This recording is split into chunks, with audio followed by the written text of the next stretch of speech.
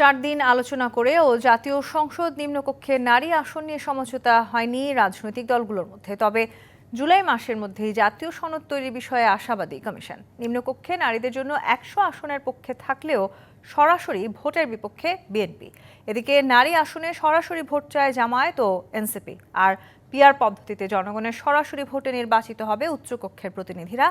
এমন পরিস্থিতিতে জুলাইয়ের মধ্যেই জাতীয় সনদ তৈরির বিষয়ে ঐকমত্য কমিশনের। রাজধানীর ফরেন সার্ভিস একাডেমিতে জাতীয় ঐকমত্য কমিশনের সংস্কার আলোচনায় উঠে আসে এসব বক্তব্য।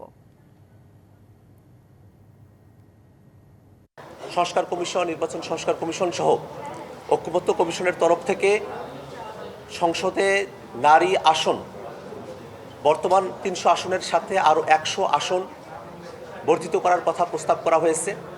আমরা নারী আসনকে 100তে উন্নীত করার ক্ষেত্রে আমাদের ঐকমত্য আছে।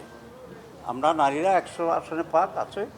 পদ্ধতিগতভাবে আমরা বলেছি যে এটা পিআর সিস্টেমে ইলেকশনটা হইতে হবে। আরেকটা এখানে নতুন করে আজকে একটা প্রস্তাব দিয়েছে, যেটা আমার কাছেও একটু অস্বাভাবিকই মনে হয়েছে। তা হচ্ছে যে 64টা ডিস্ট্রিক্ট থেকে সরাসরি নির্বাচনের মধ্য দিয়ে 64 জন, আবার 12টি সিটি কর্পোরেশন থেকে সরাসরি নির্বাচনের মাধ্যমে 12 জন।